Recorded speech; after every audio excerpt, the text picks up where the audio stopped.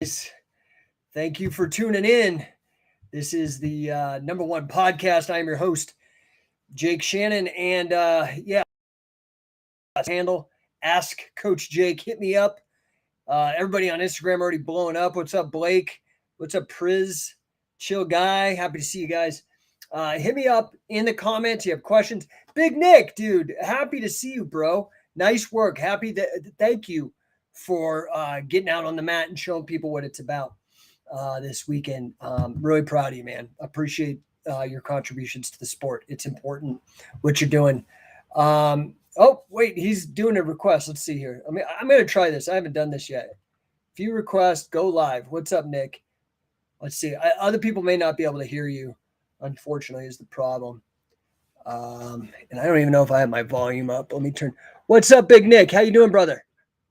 Not much, Jake. Can you hear me? I can hear you. I'm not sure if everybody else can hear you because we're doing more than just Instagram. I'm like on 2 YouTube channels, 2 Facebook channels, all over. But dude, hey, great showing. Glad you went out there, out to Arizona. How'd you feel, buddy? I feel great. I did the show and it was great. I feel great. I went there. I had a lot of fun. I did the in and out. I got there on Friday morning and I checked out on a red eye on Saturday night. Okay, dude. Listen, so like in and out. So let me ask you something because you're one of the guys that has really thrown yourself into the rule set and really challenged yourself with the rule set. I'm curious about your perspective, actually. What do you think is what is the difference between, say, like the King of Catch or any of the Catch as Catch Can rule set competitions you've done? Because they've all been based off of the rule set that I developed with Carl Gotch. How do you think that stacks up versus other grappling competitions that you've done? What would you say is the difference? Intense, I gotta say the King of Catch Wrestling, all of them are all intense because there's a lot of sneaky moves I gotta watch out for than other moves. So more intense because there's actually 2 ways of winning, not just submission, but as well the pin. Oh yeah, it's all good. I love it. I love to mix them all up. Yeah, I love how game you are, dude. And I really appreciate it because that's what it takes is people willing to just step on the mat and challenge themselves against the rule set because it is definitely a challenging rule set. I'm actually competing this week again, actually. Awesome, dude. Awesome. I love it. I mean, there's like 2 decisions I might do. Either NAGA Pittsburgh or the Sambo Tournament South Carolina. All right. Which one are you leaning towards? I'm going to make my decision on Wednesday, whether it's going to be either one. All right. Well, guys, check out Nick on Facebook or on Instagram, Nick Kajia. You guys could find him and find out what he's going to do. Nick, great job. I'm glad you came out and appreciate all your guts to get out there and really challenge yourself and push. It's great. Thank you so much, Jake. Have a good day, sir. All right, pal. Take care. Bye. Okay, so I have no idea how to hang this up, so I'm hoping. There we go. Nick figured it out. I don't know how to do that. For you guys who are out in YouTube, LinkedIn, Facebook, I don't know if you could hear that. That was Nick, Nick Kajia. He's kind of a stalwart on the grappling scene, but the Catch as Catch Can, he's really thrown himself into competitions. Most of the competitions that I've been a part of, he's been a part of. And I really appreciate what he brings to it every single time. He is a great, great guy. So I do want to talk. So let's go back here. I missed a bunch of comments. Alex said we can hear. I know you guys on Instagram can hear. Kendo Jedi, what's up, CWO? Yes, sir. Number 1. Yeah, you follow Nick. He's great. Let's get over to the chat here. Let me see what's going on the other chat. I don't think I see anybody. Yeah. Okay. So I want to talk today about coaching, right? The importance of coaching.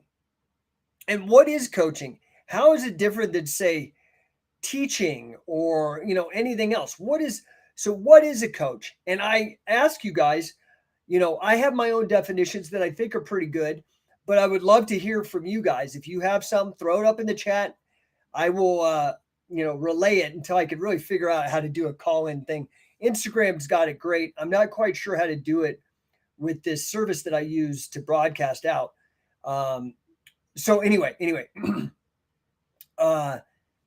let me know. What do you think is coaching? Okay. I always like going not just to the definition of a word, I like going to the etymological root, which etymology is the history of the definition, not just the definition, because sometimes words change, right? Like the word liberal has changed. It used to mean originally, like when John Locke and these guys were talking about liberal philosophy, they were talking about basically what you call a libertarian today, which is very different. A libertarian today is very different than a liberal today. So the meaning has changed over time. Now, liberal tends to mean socialist, progressive, that kind of thing, right? So the history and the meaning of these words are crucial, I think, right? Because words are how we communicate. Like maybe you're psychic, maybe I'm psychic. I don't know about any of that shit. But I do know that I could share with you the content of my brain through words and symbols and language and things like this, video and whatnot, right? So that's how we actually get the content from each other's brains so we know what's going on. So it's important, right? Like any debate, hopefully. I mean, most people don't know these things anymore, sadly, and it's basic. But like, say you're going to have a debate, you're supposed to agree on terms, like the meaning of the words you're going to use before the debate, so there's no wiggle room or argument because somebody's using the word in a different way than the other person is using it, right? So it's important if you want to actually communicate with people to be on the same page, right? Page words to come to terms, right? Terms. So for me, the word coach, originally the word coach, we all know coach now from like this sporting context, like Gus D'Amato for Mike Tyson or Vince Lombardi in football, right? Or for me, like Billy Robinson or Wade Chalice, or these are guys that I consider coaches and have helped me a lot. Grant Cardone is my coach, like by choice. Like, I mean, I'm very proud of that as well. Like, I'm proud of being with Billy and Wade.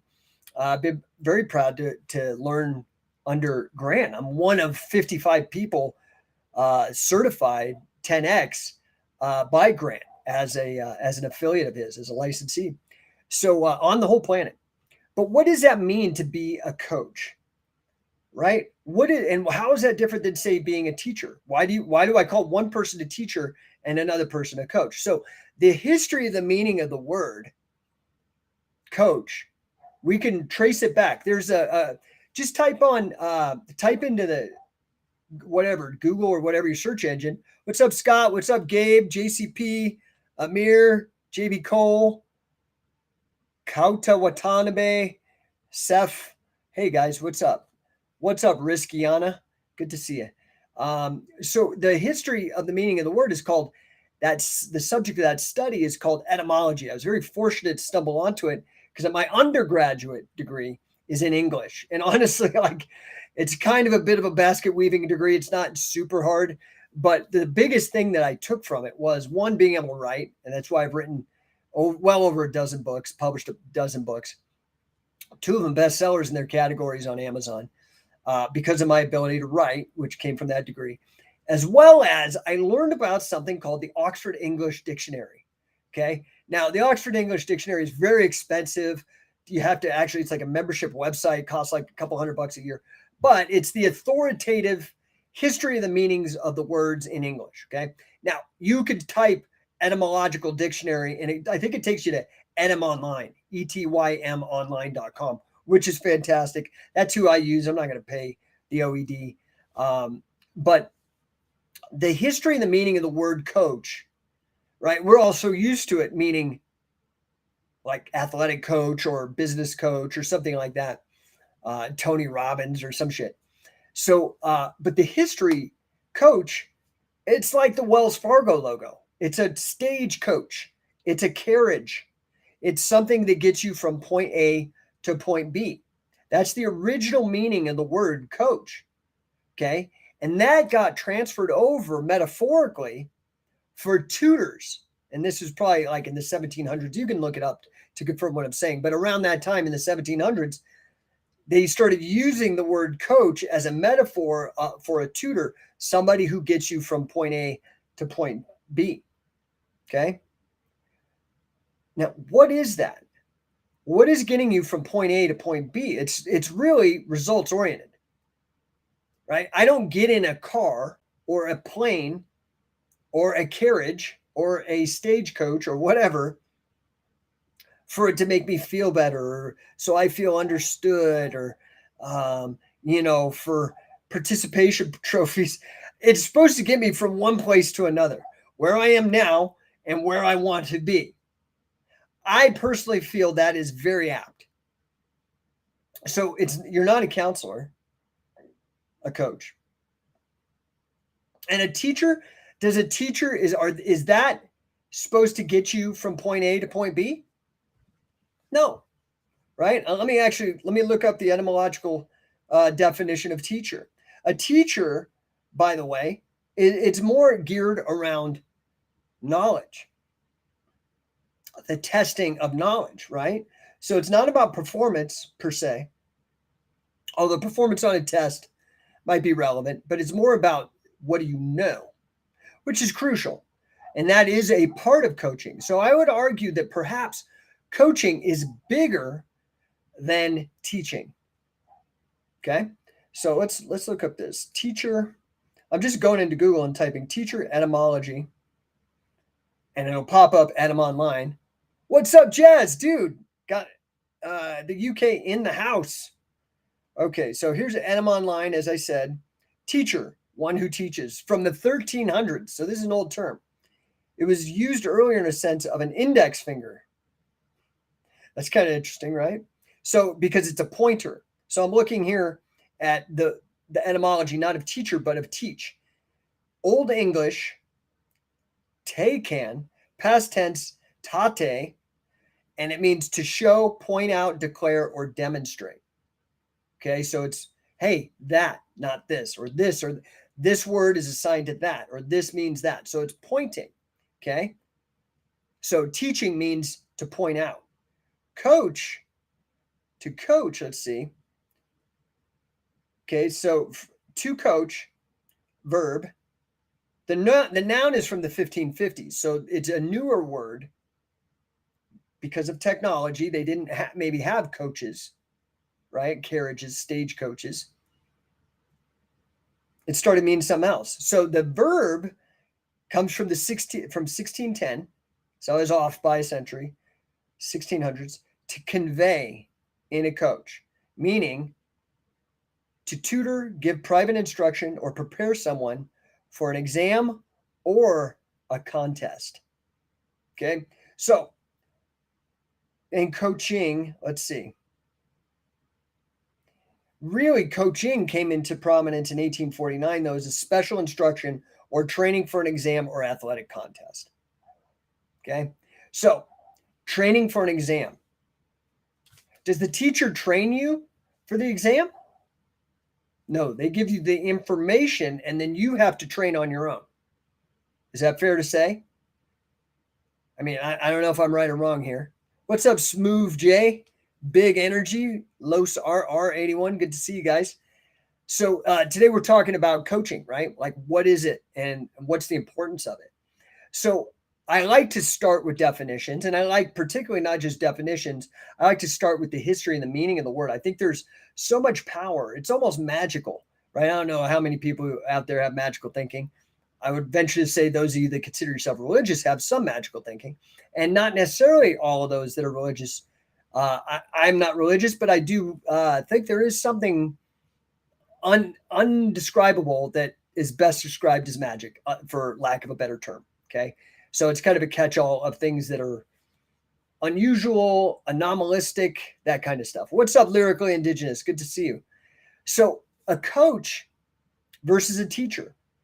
A teacher points things out, gives you the information, okay, and will administer the exam. But the coach prepares you for the exam or prepares you for an athletic contest, right? So the coach is concerned with your performance. The teacher is there to point things out and give you the information and test you. Do you see the difference? I think it's important because I believe, and I'm grateful now, like it's very interesting to me now. There are coaches for everything. Oh, how do I clip my fingernails? I'm a fingernail coach.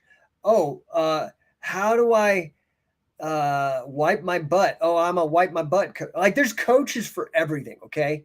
And to a certain point, it's ridiculous. But you know what? If there's no demand for it, then those people can call themselves coaches and no harm, no foul. But what if there are needs for people to be coached in certain endeavors, right? And perhaps the coaching way is better than the teaching way. So let me ask you something. Let's take this to business. We know that nobody likes to have a boss. Very few. I think it's fair to say nobody likes to be bossed. Nobody likes their boss. Like the term boss is already like laden with so much meaning. I'm sorry, I'm on a roll on this etymologically. Let's look up boss. Okay. Boss. Okay. So an overseer, one who employs or oversees workers. From the Dutch word baas, B-A-A-S, which means a master. Okay, so if you have a master, doesn't that mean you're a slave? I don't know anybody who thinks that slavery is cool. If you think slavery is cool, man, you're on the wrong podcast. Because I'm into freedom, I'm into liberty for everyone, I think. But, that requires responsibility, right? Because, slaves, the plantation provided a home, like a roof, provided food, prison, food, shelter, okay? But you're not free. And I think that's something that we have to understand, that to be free, you have to take responsibility for yourself. And to be free and to be responsible for yourself, we don't come with that knowledge baked in. This is where coaching matters. So you ask any high-level athlete, like world-class athlete, they have coaches, right? Like who are the sisters in tennis? Coaches. Basketball players, like Kobe, Michael Jordan, had Tim Grover, had all these other people to coach them. In business, you have coaches. This is how you get better. And you have to understand, right? Like coaching is its own thing. There are fantastic athletes that cannot coach for a damn. Okay. And there are fantastic coaches that never won a championship. This is important. Look at Gus D'Amato with Mike Tyson.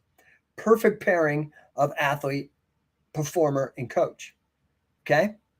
So coaching, in my mind, nobody wants a boss, a master, okay, an overseer. I don't know anybody who wants that. If you do, let me know in the chat. I don't know a single person who's into that crap. Okay. I don't know anybody who wants to be managed. Do you want a manager? Is that something like, oh my God, I want to work for you because I want to be managed? Honestly, nobody in their right fucking mind wants to be managed either. Let's look up manager. These are awful terms, man. Okay. Manager, one who directs or controls. Do you want to be directed or controlled? Most people don't. Now you might need it a little bit, but do you actually want it, or do you want to like be taught and learn and have somebody teach you how to do these things, to learn how to learn, right? Do you get where I'm going? Nobody wants a boss. Nobody wants a manager, but people do seek out coaches. And what is that difference? I think it's crucial and important, right? Because so last week I was gone. I was up in the Uinta Mountains of Utah, past Heber, for those of you who don't know. Oh, Athletic Lifting is saying people who want an easier job love the manager and boss. I've met people who loved working at Amazon, believe it or not. And that is fair. Okay. I'm going to be honest. Like, I have a company and I hire people, and I have to have people that want to be want to be working there. But I will say this. Do you think you'll get better performance out of an employee being a manager or a boss or being their coach? There's a big shift happening, and I am grateful for it because I've been a coach since 2003 athletically, and I've been a coach in business since 2011, right? So almost 20 years athletically, I've been perfecting the craft of coaching.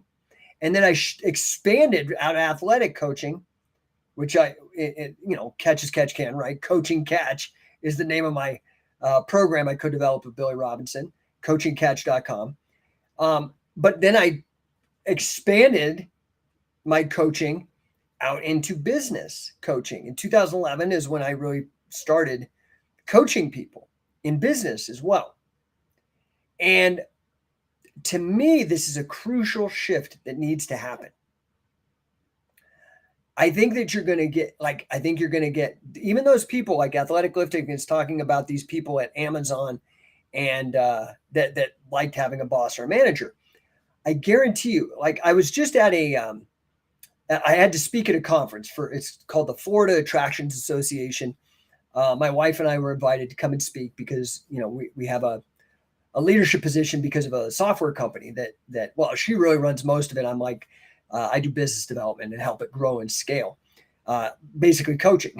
Okay. But I'm a little more invested because it's, my wife's business.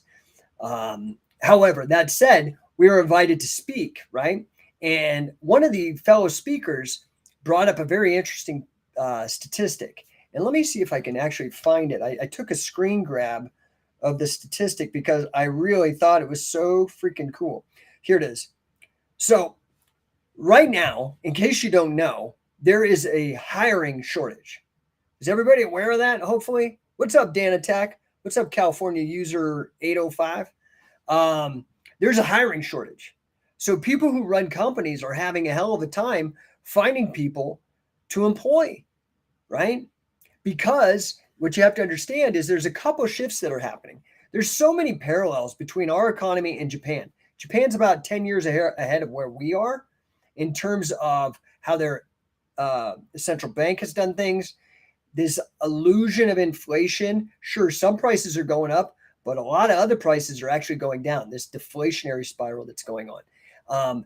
Age demographics. So, for example, the number of young people is vastly outnumbered in Japan by the number of old people. This is happening here as well with the boomers and the millennials and the Gen Zs.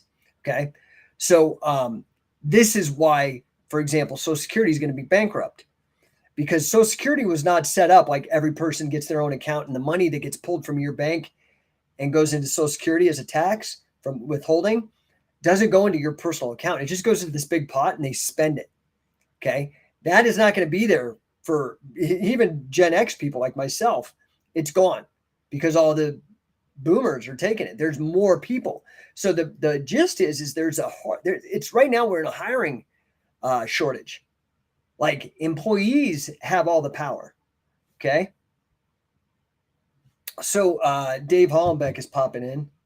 What'd you say? Hey brother, enlighten me to head to Palm Springs. I have no idea what that means. Go to Palm Springs. I don't know if I'm enlightening you.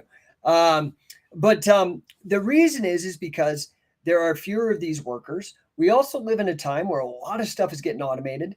Okay. So younger people like millennials, like Gen Z, they don't have to work.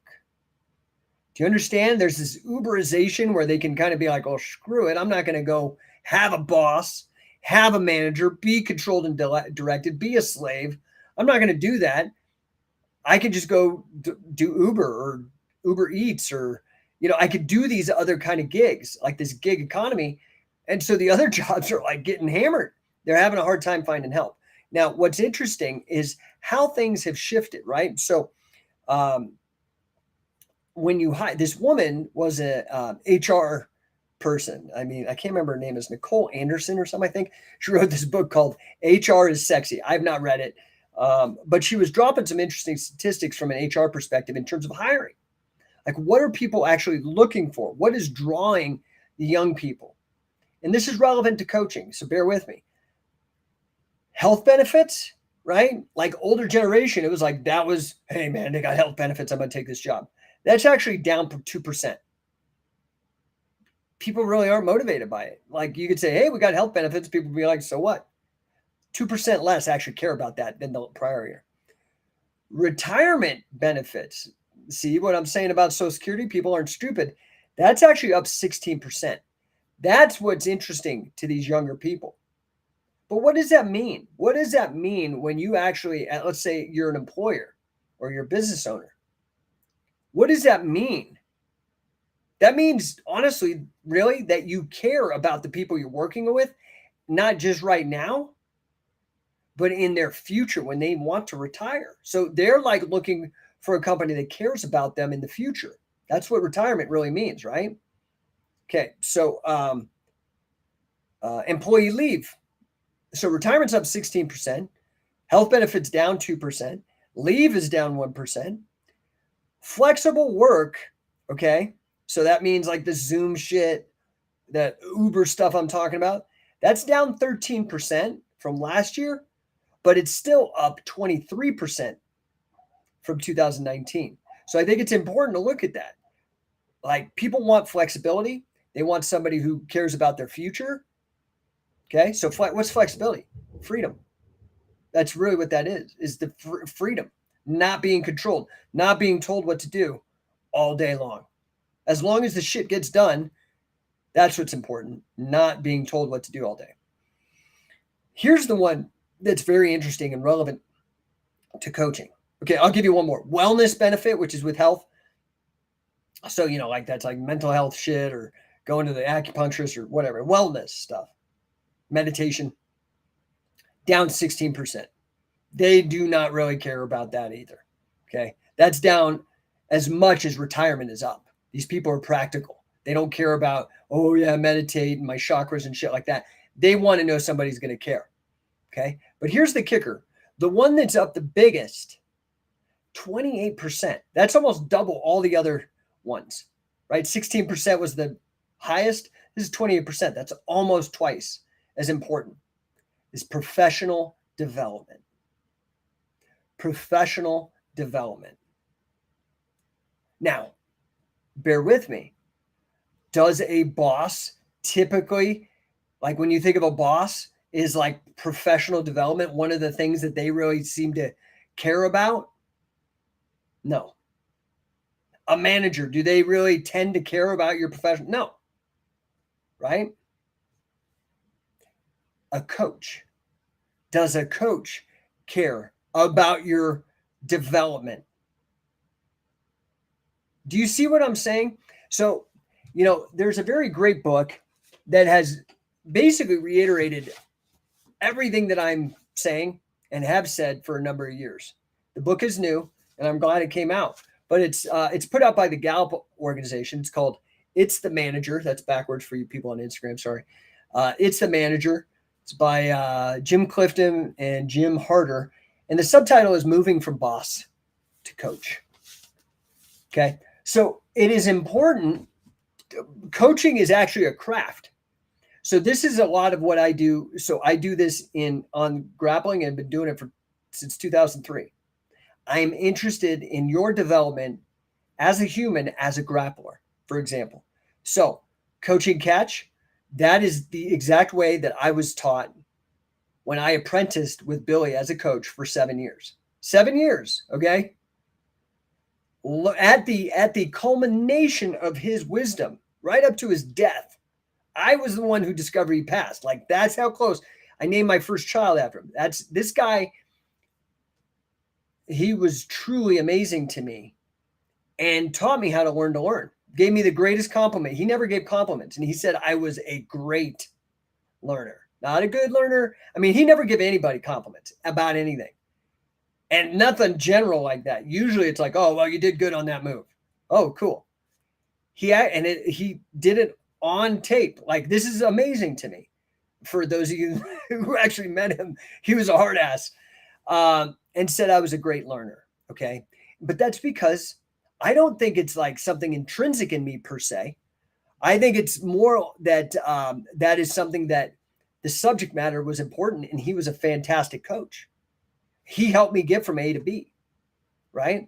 I was good. I'd been grappling when I met him in 2007. I had been grappling almost 14 years or something. I think I started 1994. So 13 years I had been grappling, and I was okay. I mean, I did fine. I was in great shape, and I tended, because I'm an early adopter, I kind of was ahead of the curve a lot of the time. But what ended up happening is all of a sudden the wrestlers started coming in the late 90s, and these guys were better than me. And I was like, holy shit, this is tough. That's about when I started hooking up with Carl Gotch and Billy Robinson. I was like, I need to learn this wrestling, but I don't want to learn the folk style or the Greco. I want to learn something that's relevant to grappling. And I was very fortunate to be mentored. You guys could go to carlgotch.com if you want to hear some of the mentoring calls. I put up a number of them. What's up, Darth Trainwreck, Keith Gothard, Alec, Ernest, William, good to see you. Dave says, he says, when I get back, let's talk some business. Let's do it, bro. That's wrestling and business. That's like my favorite thing, man.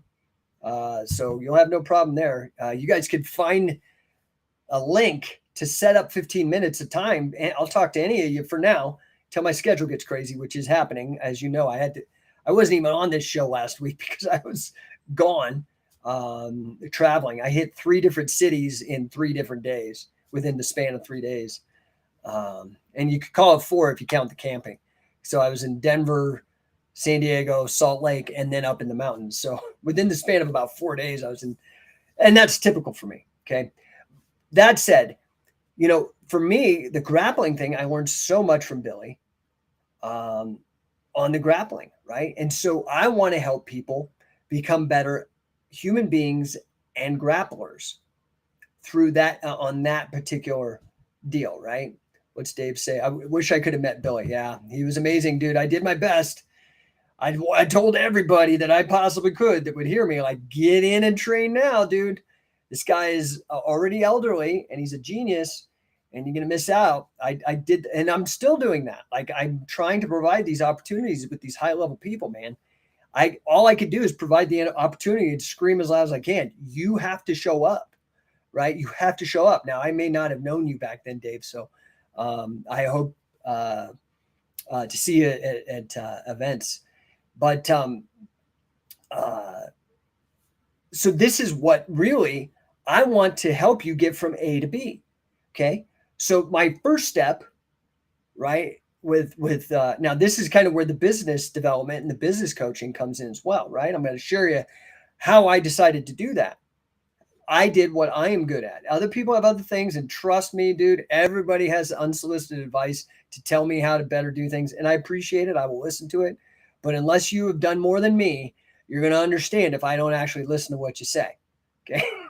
Like, unless you've lost the weight or unless you've actually done what I'm trying to accomplish, that's my first criteria. Now, that doesn't mean I won't listen to your idea, but I'm going to give weight to people who've actually got the recipe and can prove it. So, I started out trying to provide books. Again, I'm an English degree guy. I'm like, okay, books. And I felt it was important to start with books because at the time, some of you guys that are new to grappling may not know this, but there was like an intense kind of marketing / propaganda machine, and people had very little grappling literacy. They only thought that jiu-jitsu was like the only thing, and maybe judo, but jiu-jitsu was better and all this shit. And so the great thing about the books is I'm like, here we go. This is actual physical documentation with photographic evidence of people doing these moves at high levels prior to all this stuff. We're not doing something per se new, just slightly different, but this is an eternal thing with humans. And that was what always Carl and Billy impressed upon me, is like, man, there's nothing new. People have been wrestling since the beginning of time. Now, a lot of it might have been forgotten or reinvented or blah, blah, blah, blah, but dude, this has been going on for a long time. And so for me, books was great because it was, how do you argue with that? I'm like, dude, this is like artifacts, man. You can't say I'm making it up or there's some conspiracy because of your belief system. That was the first step. Then Sakuraba really got out there and proved it. And then subsequent guys like Frank Shamrock, Actually, I would say Frank maybe started the train maybe even earlier than Sakuraba. Sakuraba mostly in Japan, and Frank here in the United States. So I sought out Frank. I became a coach in Frank's system when he was still involved doing that stuff in the early 2000s. And then I started trying to teach. Now I had books, started to teach, not coach. I was teaching, I was pointing things out. Then I started hiring coaches like Mark Schultz, Wade Chalice, these guys who were wrestlers who also are interested in grappling. Started connecting with Carl Gotch, connecting with Billy Robinson, Dick Cardinal, Gene LaBelle, anybody and everybody I could that knew what the hell was going on. Red Bastine, talking to guys like Billy Wicks and things like really trying to gather all the information, still teaching. Then, like when Billy and I started hitting our groove, I started a coaching program and I started making it.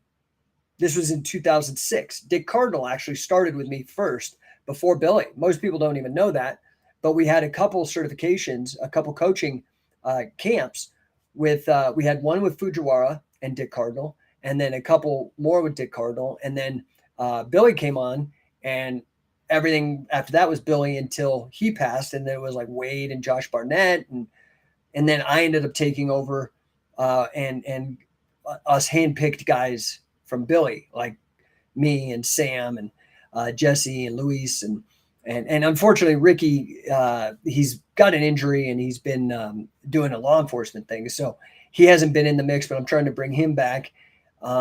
Anyway, so I started developing this coaching thing, but I started to realize, man, if I really want this to get bigger, I need to solve more problems for people. It's not just about making them better grapplers. And dude, I've had people that are Pride veterans, UFC fighters, WWE main eventers come and train. It's like mind blowing. It's amazing. I love it to benefit from the coaching system at Scientific Wrestling.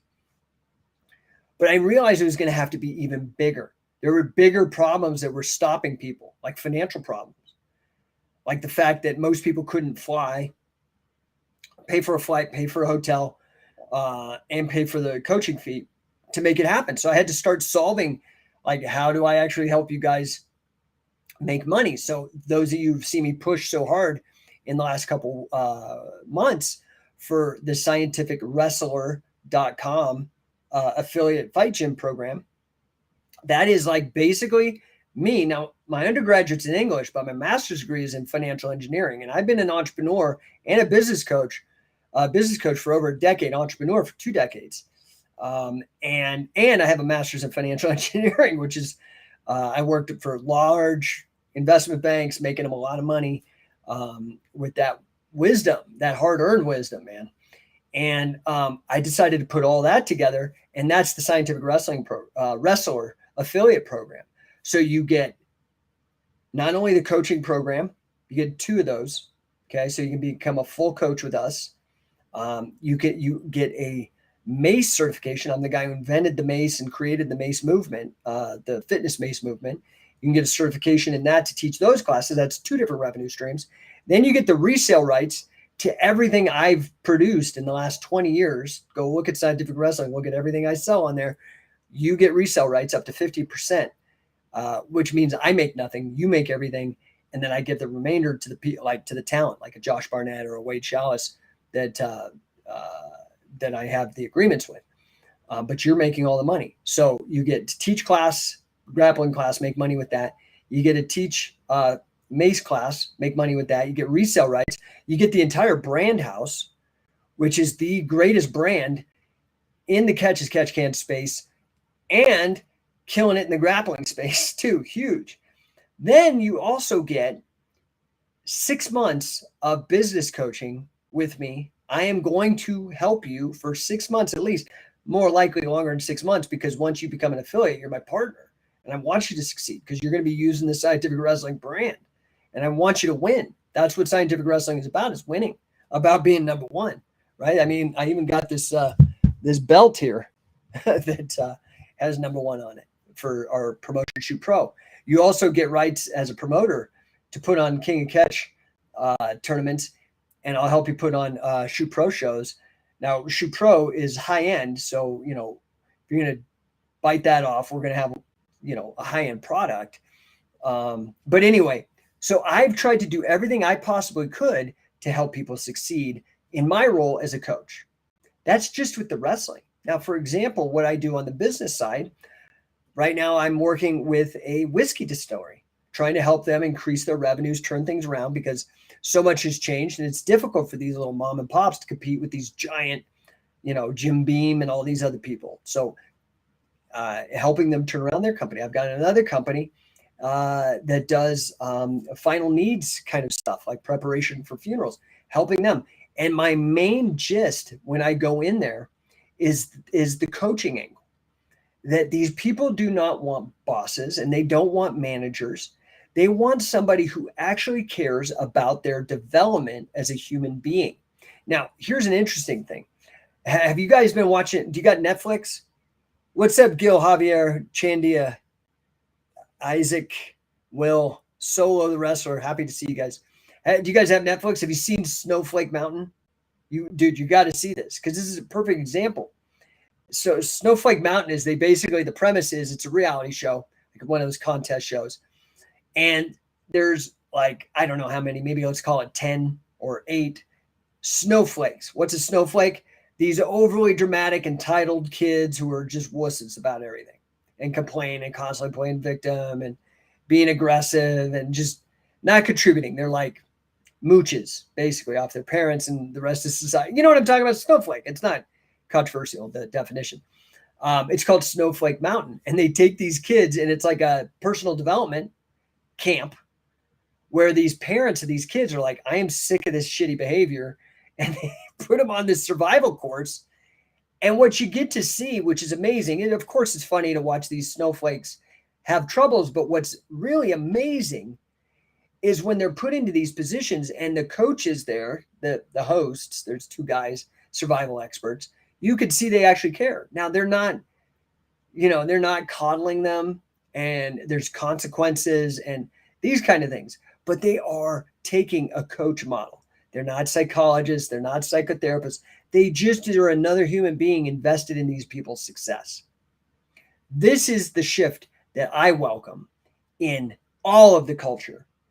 Okay. And why I don't get back down on everybody being a coach now. But you need to actually be a good coach.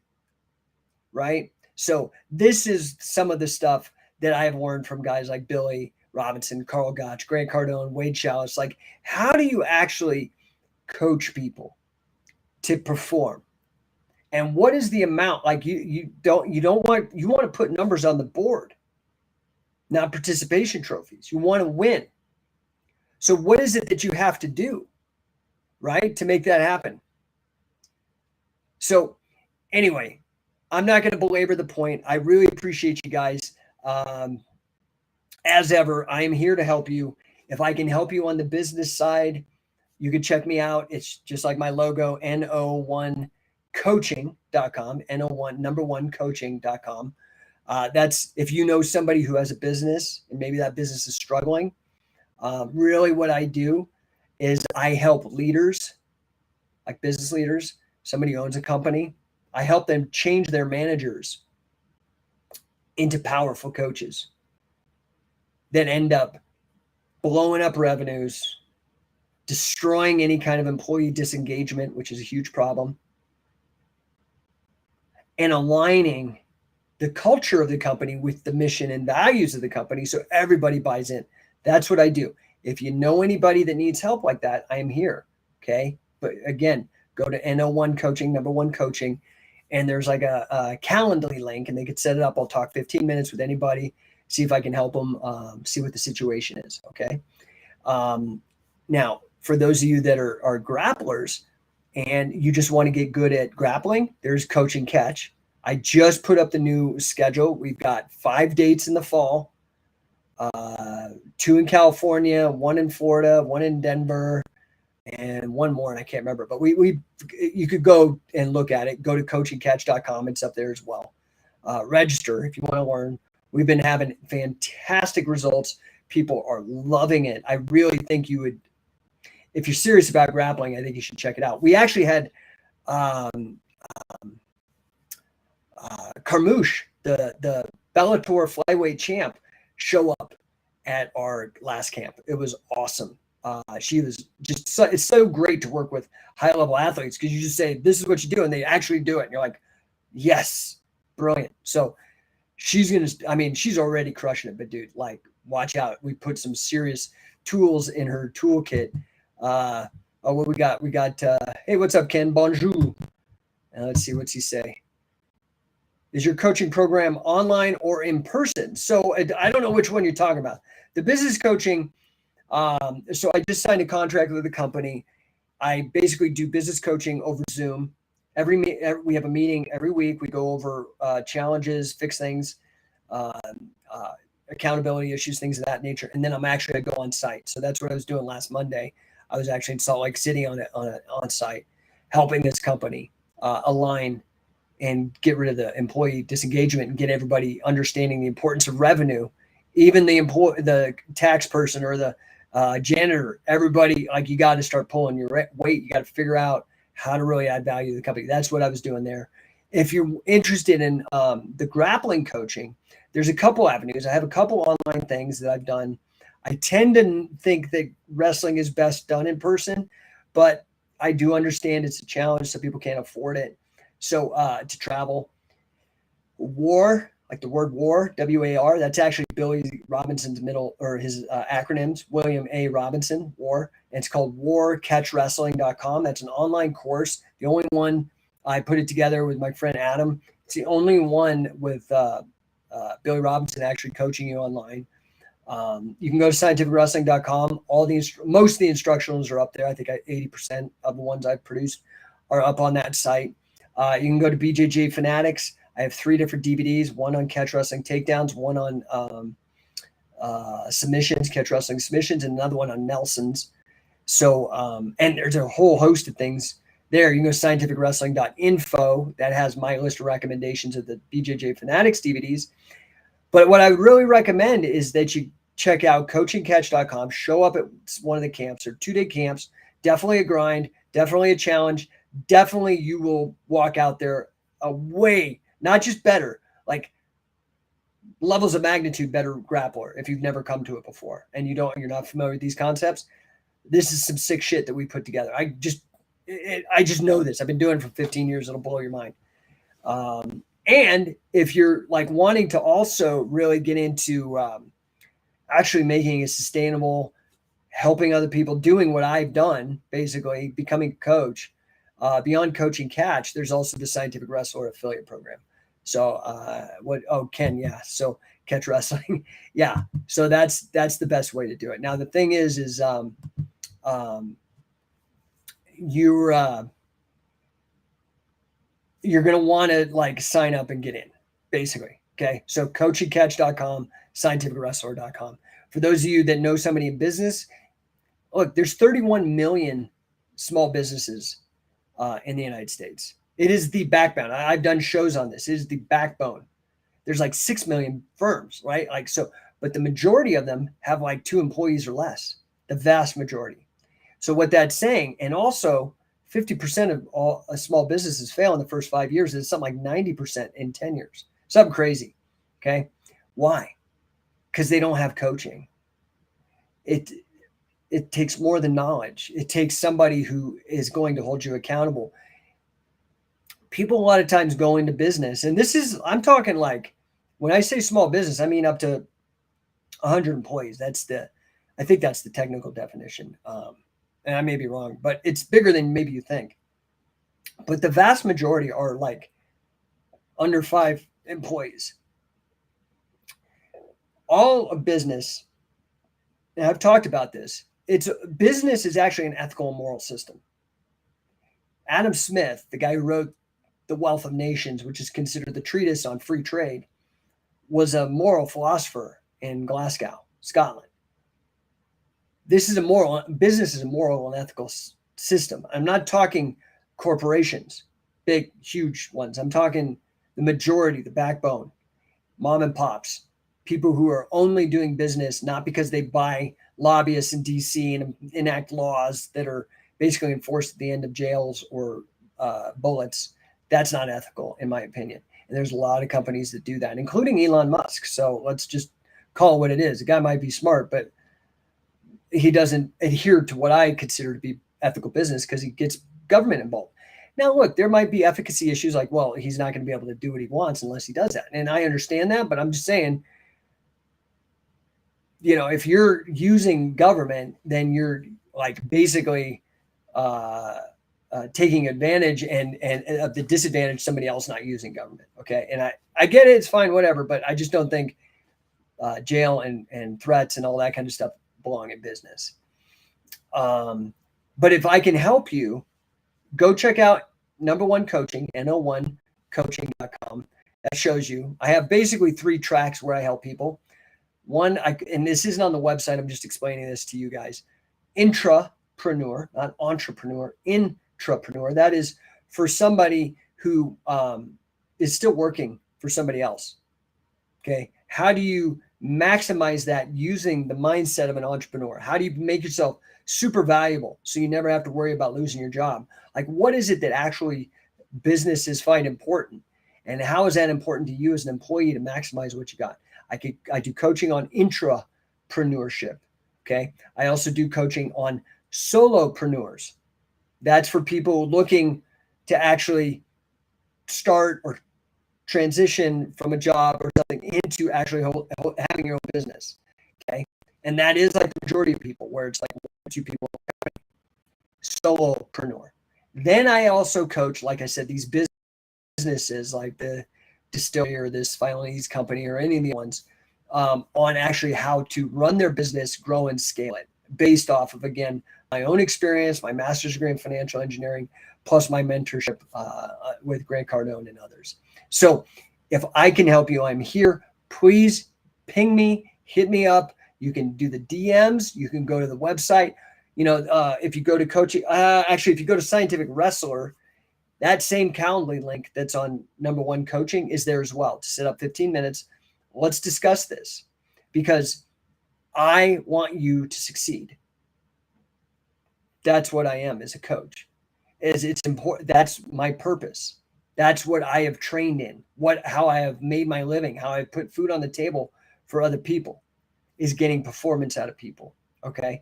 Whether that be grappling or it is in business, right? Or the combination of the two.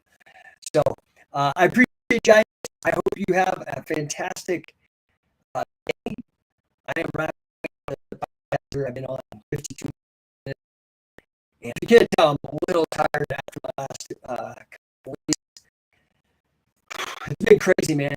Utah is interesting. I used to live there and I forgot what bad drivers. I don't think California. Man, California ain't great either. But man, Utah, I was like, I felt like I was been on the Mormon 500, dude. Like everybody racing past me and cutting me off. I'm like, Jesus Christ, man. I'm just trying to get from A to B.